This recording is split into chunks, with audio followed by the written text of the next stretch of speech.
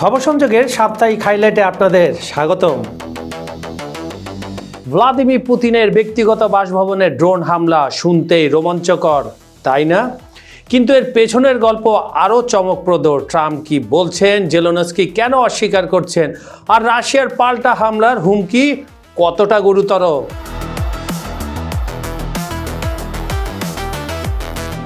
28 থেকে 29 ডিসেম্বর মধ্যরাত নভগোরদ অঞ্চলে পুতিনের একটি ব্যক্তিগত বাসভবন লক্ষ্য করে ড্রোন হামলা চালানো হয়। এখন প্রশ্ন হলো, কতগুলো ড্রোন? 10টা, 20টা? না বন্ধুরা, 91টি ড্রোন। শুনলেন তো আপনি? নিজের কানকে কি বিশ্বাস করা যায় না? হ্যাঁ, 91টি।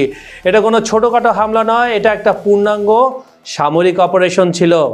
রাশিয়ার পররাষ্ট্রমন্ত্রী সার্গেই ল্যাভরভ নিজে এই খবর নিশ্চিত করেছেন। তিনি বলছেন, রাশিয়ার বিমান প্রতিরক্ষা ব্যবস্থা সব ড্রোন ভূপাতিত করেছে, কোনো ক্ষয়ক্ষতি হয়নি, কেউ হতাহতও হয়নি।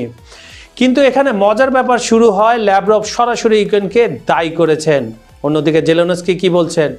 এগুলো রাশিয়ার মন গড়া মন্তব্য, আমরা কিছু করিনি। কি ইনোসেন্ট তারা।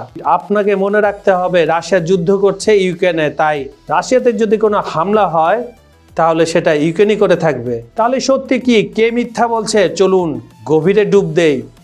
এবার আসি আসল মশলাদার অংশে। ডোনাল্ড ট্রাম্প কিন্তু খুবই গুরুত্বপূর্ণ একটা কথা বলেছেন। তিনি সাংবাদিকদের সামনে স্পষ্ট করে জানিয়েছেন, জানেন কে আমাকে এই হামলার খবর দিয়েছেন? প্রেসিডেন্ট পুতিন নিজে।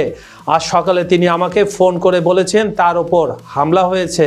এবং এরপর ট্রাম্প যা বললেন তা খুবই তাৎপর্যপূর্ণ। তিনি বললেন, এটা সঠিক সময় নয়। কেউ আক্রমণাত্মক হলে তার জবাবে আক্রমণাত্মক হওয়া এক কথা, আর তার বাড়িতে হামলা করা আরেক কথা।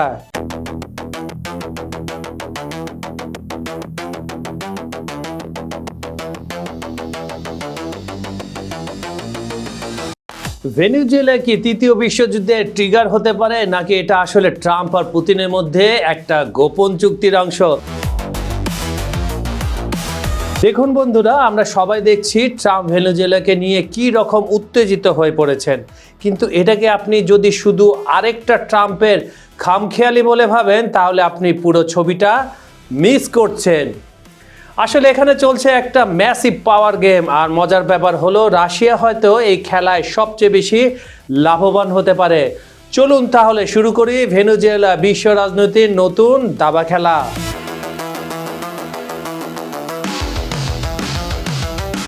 প্রথমে দেখি হিস্টোরিক্যাল প্যারালাল। এখন আপনি হয়তো ভাবছেন এটা কিভাবে সম্ভব। চলুন একটু পেছনের দিকে যাই। দ্বিতীয় বিশ্বযুদ্ধের আগে কি হয়েছিল মনে আছে? না মনে থাকলে কোনো সমস্যা নাই, আমি মনে করে দিচ্ছি। চীনে নানজিং গণহত্যা, ইতালি আবাসিয়ান দখল করছে, স্পেনে গৃহযুদ্ধ। এগুলো তখন মনে হচ্ছিল আলাদা আলাদা ঘটনা, কিন্তু হিস্টোরিয়ান অ্যান্টনি বিভর দেখিয়েছেন এইসব আলাদা কনফ্লিক্ট আসলে একসাথে মিলে তৈরি করেছিল ইতিহাসে সবচেয়ে বড় ভয়াবহ যুদ্ধের পথ। আজকে ইউক্রেন আর ভেনেজুয়েলা ঠিক তেমনই। এগুলো আলাদা মনে হলেও আসলে একটা বড় ছবিরই একটি ছোট অংশ। ভেনেজুয়েলার আসল মূল্য। এখন প্রশ্ন হলো, ভেনেজুয়েলা এত গুরুত্বপূর্ণ কেন? নাম্বার 1, বিশ্বের সবচেয়ে বড় তেল রিজার্ভ রয়েছে ভেনেজুয়েলায়। সৌদি আরবকেও পেছনে ফেলে দিয়েছে দেশটি। নাম্বার 2, এটা চীন, ইরান আর রাশিয়ার পলিটিক্যাল অ্যালাই, মানে পশ্চিমা বিশ্বের 3 নম্বর এক শত্রুর বন্ধু। নাম্বার 3, এখানে সবচেয়ে ভার্নাবল পজিশনে আছে কে? পুতিন, মানে রাশিয়া। সেটাই এখন বলছি, the Trump and the king Putin deal. এখন আসে আসল মজার জায়গায়। ট্রাম্প যখন দ্বিতীয়বার হোয়াইট হাউসে ঢুকলেন, মানে দ্বিতীয় মেয়াদে, মনে আছে কি হলো? ইউক্রেনের ফান্ডিং প্রায় পুরোপুরি বন্ধ হয়ে পথে। ন্যাশনাল সিকিউরিটি স্ট্র্যাটেজি থেকে রাশিয়াকে ডাইরেক্ট থ্রেট লিস্ট থেকে সরিয়ে দেওয়া হলো। জেলেনস্কি হঠাৎ করে ডোনবাস থেকে সৈন্য সরানোর কথা বলতে শুরু করলেন। মানে পুরো গেমটা চেঞ্জ হয়ে গেল একেবারে রাতারাতি, যেগুলো আগে গত 3.5 বছরে হচ্ছিল না। ট্রাম্প আসার পর কয়েক মাসের ভিতরে রাতারাতি এই চেঞ্জেসগুলো সারা বিশ্ব দেখলো। কিন্তু এর পেছনে রয়েছে কিছু কি ডিল। পুতিনকে এখন বিশ্বাস করার যথেষ্ট কারণ আছে যে ইউক্রেন যুদ্ধ তার শর্তেই শেষ হবে। এটাই সবাই ভাবছে, আমরাও ভাবছি। এদিকে রাশিয়ার ক্যালকুলেশন কি? এখন ভেনেজুয়েলা ইস্যুতে আসি। রাশিয়ার জন্য প্রশ্ন হলো, ইউক্রেনে এত ভালো পজিশনে থাকতে দূরের এক ল্যাটিন আমেরিকান দেশের জন্য কেন ঝুঁকি নিবে? উত্তর একেবারে সিম্পল, নেবে না। রাশিয়া অবশ্যই মুখে বলবে এটা নিও কলোনিয়ালিজম বা জাতিসংঘের নোবেলাইজেশন হাই ভোল্টেজ স্পিচ দেবে, কিন্তু আসলে কি করবে? তেমন কিছুই না।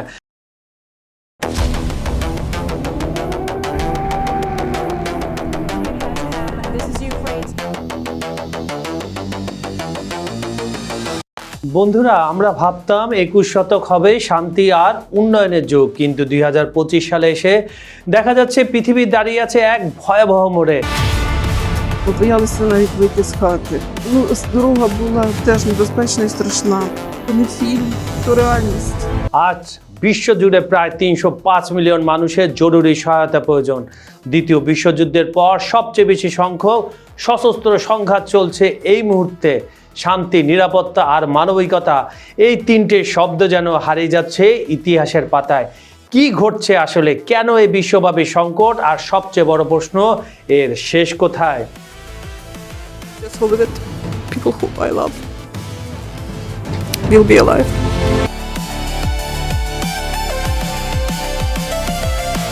প্রথমে চলুন দেখি আসলে কতটা খারাপ পরিস্থিতি। জাতিসংঘের হিসাব অনুযায়ী 2025 সালে বিশ্বের 72টা দেশে প্রায় 190 মিলিয়ন মানুষের জরুরি মানবিক সহায়তা প্রয়োজন। একটু ভাবুন তো, 19 কোটি মানুষ, পুরো বাংলাদেশের জনসংখ্যার চেয়েও বেশি। আর এই সাহায্য করতে কত টাকা লাগবে? $47 বিলিয়ন। কিন্তু সমস্যা হলো এর মাত্র অর্ধেকও জোগাড় হয়নি এখন পর্যন্ত। সবচেয়ে ভয়ঙ্কর তথ্য, দ্বিতীয় বিশ্বযুদ্ধের পর সবচেয়ে বেশি সংখ্যক সশস্ত্র সংঘাত চলছে এই মুহূর্তে, ইন দিস টাইম। 12.3 মিলিয়ন মানুষ উদ্বাস্তু, টানা 12 বছর ধরে এই সংখ্যা বাড়ছে। 280 মিলিয়ন মানুষ খাদ্য নিরাপত্তাহীনতায় ভুগছে। 5 জনে 1 জন শিশু যুদ্ধ অঞ্চলে বাস করছে বা পালিয়ে বেড়াচ্ছে। তাদের স্বাভাবিক জীবন বলতে কিছু নেই।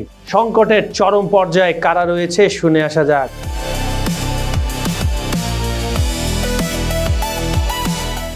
নাম্বার 1, সুদান, বিশ্বের সবচেয়ে বড় মানবিক বিপর্যয়। 2023 সালের এপ্রিল থেকে যুদ্ধ শুরু হওয়ার পর থেকে 1.2 কোটিরও বেশি মানুষ ঘরছাড়া হয়েছে।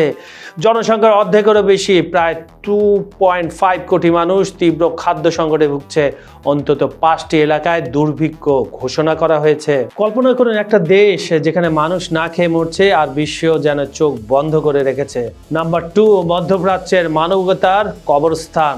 মধ্যপ্রাচ্যের কথা বললেই আমাদের সামনে আসে মধ্যপ্রাচ্যের একটি দেশের ভয়াবহ চিত্র। 2025 সালের জাতিসংঘ সাধারণ পরিষদে সবচেয়ে বেশি আলোচিত হয়েছে মধ্যপ্রাচ্য সংকট। 151 জন নেতা এই নিয়ে কথা বলেছেন। পরিসংখ্যানগুলো শুনলে গায়ে কাটা দেবে। যুদ্ধপূর্ব জনসংখ্যার 10%-এর বেশি মানুষ হতাহত হয়েছে। স্বাস্থ্য ব্যবস্থা সম্পূর্ণ ধ্বংস, একটিও হাসপাতাল পুরোপুরি চালু নেই। 5 লাখেরও বেশি মানুষ চরম ক্ষুধার মুখে। অক্টোবর 2025 সালে যুদ্ধবিরতির চেষ্টা হয়েছিল, কিন্তু বারবার লঙ্ঘিত হয়েছে। এরপর আসি ইউক্রেন। ইউরোপের ক্ষত ইউক্রেন যুদ্ধ এখনো চলছে। দ্বিতীয় বিশ্বযুদ্ধের পর ইউরোপের সবচেয়ে বড় সংঘাত এটি। প্রায় 1.5 মিলিয়ন হতাহতের ঘটনা ঘটেছে। কিন্তু লক্ষণীয় বিষয় হলো জাতিসংঘের যেসব দেশ এ নিয়ে কথা বলছে তাদের সংখ্যা দিন দিন কমছে। 2022 সালে যখন যুদ্ধটা শুরু হয়েছিল 120টা দেশ ইউক্রেন নিয়ে বক্তব্য রেখেছিল, আর 2025 সালে তা কমে দাঁড়িয়েছে মাত্র 71টি। অনেকে এখন এটাকে শুধুমাত্র ইউরোপীয় সমস্যা হিসেবেই দেখছে।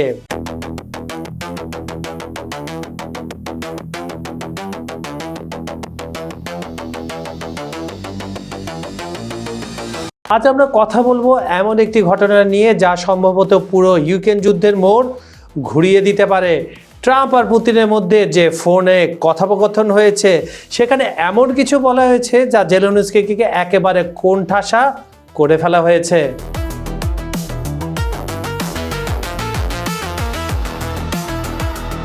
কিন্তু আগে একটা কথা, ভিডিওটা শেষ পর্যন্ত দেখবেন, কারণ শেষে আমি এমন একটা তথ্য শেয়ার করব যা শুনে আপনার চোখ কপালে উঠে যেতে পারে। বন্ধুরা, চলুন শুরু করা যাক আসল ঘটনা দিয়ে। গত 28শে ডিসেম্বর মার্কিন প্রেসিডেন্ট ডোনাল্ড ট্রাম্প ফ্লোরিডার মার-আ-লাগোতে ইউক্রেনের প্রেসিডেন্ট জেলেনস্কির সঙ্গে প্রায় 2 ঘন্টা বৈঠক করলেন, এবং এই বৈঠকের পরপরই যা বললেন ট্রাম্প সেটাই এখন আসল চমক। কি চমক আপনাদেরকে জানাচ্ছি। ট্রাম্প একেবারে কোনো কিছু রাগ ঢাক না করে একেবারে পরিষ্কার করে বললেন, যুদ্ধবিরতি না, এই মুহূর্তে যুদ্ধবিরতি না, আমরা কোনো আলোচনা করছি না, আমরা এখন এটা নিয়ে কোনো কাজ করছি না। এখন প্রশ্ন হলো কেন? ট্রাম্প বলেন, পুতিন মনে করেন যে যুদ্ধ থামিয়ে দিয়ে আবার শুরু করা এটা কোনো সমাধান নয়। আর সবচেয়ে বড় কথা, ট্রাম্প নিজেই বললেন তিনি এই অবস্থানটা বুঝতে পারেন। এখন ভাবুন তো বন্ধুরা, যে আমেরিকান প্রেসিডেন্ট নির্বাচনের আগে বলেছিলেন, ওয়াদা করেছিলেন সবাইকে, সারা বিশ্বের কাছে, যে তিনি 24 ঘন্টার মধ্যে এই যুদ্ধটা শেষ করে দিবেন, সেই ট্রাম্পই এখন পুতিনের যুক্তি মেনে নিচ্ছেন না বাধ্য হচ্ছেন? আপনারাই বলুন, কমেন্টে জানান। এবার আসে জেলেনস্কির অবস্থানে, এই চোরটার অবস্থানে, দুর্নীতিবাজ, বোকা দুর্নীতিবাজের অবস্থানে। সরি টু সে বন্ধুরা, জেলেনস্কি এখন একেবারে কোণঠাসা। কেন হবে না কেন? তো গর্ধব, নিজের ঘরে কিছু নাই, সে আরেকজনের কাছ থেকে ধার ধরে নিয়ে যুদ্ধ করছে। এই গর্ধবটার কারণে ইউক্রেনের সাধারণ জনগণ সাফার করছে। যাক সে কথা। এখন কেন, চলুন দেখি। নাম্বার 1, ট্রাম্প এখন যুদ্ধবিরতি শব্দটা ব্যবহার করতে চাচ্ছেন না, মানে আমেরিকা থেকে চাপ কমে গেলে রাশিয়ার উপর। নাম্বার 2, ইউরোপীয় ইউনিয়ন রাশিয়ার জমানো 300 বিলিয়ন ইউরো অন্তত বাজেয়াপ্ত করতে পারলো না, বরং জেলেনস্কিকে ঋণ দিতে রাজি হয়েছে। মানে কি বন্ধুরা? মানে হলো ইউরোপ আর রাশিয়ার সঙ্গে সরাসরি সংঘাতে যেতে যাচ্ছে না। যাইব কেমন? তাকে তো একদম কাঁপায় দিছে পুতিনে।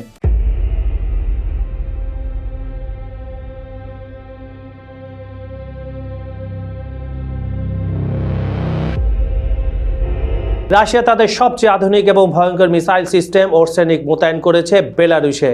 আর এই খবরটা অফিসিয়ালি কনফার্ম করেছে বেলারুশের প্রতিরক্ষা মন্ত্রণালয়।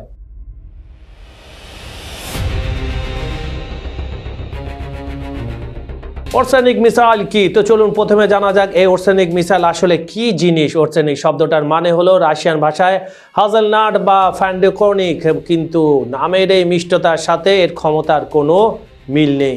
এটি একটি intermediate range hypersonic ballistic missile system. মানে কি? মানে হলো এই মিসাইল শব্দের গতির চেয়ে অনেক বেশি দ্রুত গতিতে উঠতে পারে, আর এর রেঞ্জ পুরো 5000 কিলোমিটার। ভাবুন তো, বেলারুশ থেকে যদি এই মিসাইল ছোড়া হয় তাহলে পুরো ইউরোপ এমনকি মধ্যপ্রাচ্যের অনেক দেশই এর আওতায় চলে আসে। সবচেয়ে ভয়ঙ্কর ব্যাপার হলো এই মিসাইল ক্যারি করতে পারে পারমাণবিক ওয়ারহেড এবং প্রচলিত বিস্ফোরক দুটোই। মানে একটা সুইচের মাধ্যমে ঠিক করা যাবে কতটা ধ্বংসযজ্ঞ চালানো হবে। কখন এবং কেন এই মোতায়েন? এখন প্রশ্ন আসতে পারে এই মুহূর্তে কেন এই মিসাইল বেলারুশে পাঠানো হলো। বেলারুশের প্রতিরক্ষা মন্ত্রী ভিক্টর খেনিন পরিষ্কার বলেছেন যে এটা পশ্চিমা দেশগুলোর আগ্রাসী পদক্ষেপের জবাব। ইউক্রেন যুদ্ধ শুরু পর থেকে ন্যাটো এবং পশ্চিমা দেশগুলো ক্রমাগত তাদের সামরিক উপস্থিতি বাড়িয়ে চলেছে পূর্ব ইউরোপে। পোল্যান্ড, বাল্টিক দেশগুলো সবখানে ন্যাটোর সৈন্য এবং অস্ত্র মোতায়েন হচ্ছে। রাশিয়া এবং বেলারুশ এটাকে তাদের নিরাপত্তার জন্য সরাসরি হুমকি হিসেবে দেখছে। গত সপ্তাহে বেলারুশের প্রতিরক্ষা মন্ত্রী বলেছেন এই মোতায়েন হলো একটা পাল্টা পদক্ষেপ। মানে পশ্চিম যদি চাপ বাড়ায় তাহলে রাশিয়া বেলারুশ জোটেও তাদের শক্তি প্রদর্শন করবে। আর মজার ব্যাপার হলো এই সিদ্ধান্ত নেওয়া হয়েছে রাশিয়ার প্রেসিডেন্ট ভ্লাদিমির পুতিন এবং বেলারুশের প্রেসিডেন্ট আলেকজান্ডার লুকাশেঙ্কোর যৌথ সিদ্ধান্তে। প্রস্তুতি এবং প্রশিক্ষণ। এখন অনেকে ভাবতে পারেন যে হঠাৎ করে হয়তো এই মিসাইল এনে বসিয়ে দেওয়া হয়েছে, কিন্তু না। বেলারুশের প্রতিরক্ষা মন্ত্রণালয়ের বিবৃতি অনুযায়ী এই মিসাইল কমব্যাট ডিউটিতে যাওয়ার আগে পুরো একটা প্রস্তুতি প্রক্রিয়া সম্পূর্ণ করা হয়েছে। তার মানে এটা সব কিছু করার পরেই বেলারুশে পাঠানো হয়েছে। দেখুন, বিশ্ব এখন গ্লোবাল ভিলেজ বলা হয়। ইউরোপে যদি কোনো বড় সংঘাত হয় তার প্রভাব পড়বে পুরো বিশ্বে। তেলের দাম বাড়বে, বাণিজ্য ব্যাহত হবে, খাদ্য নিরাপত্তা হুমকিতে পড়বে।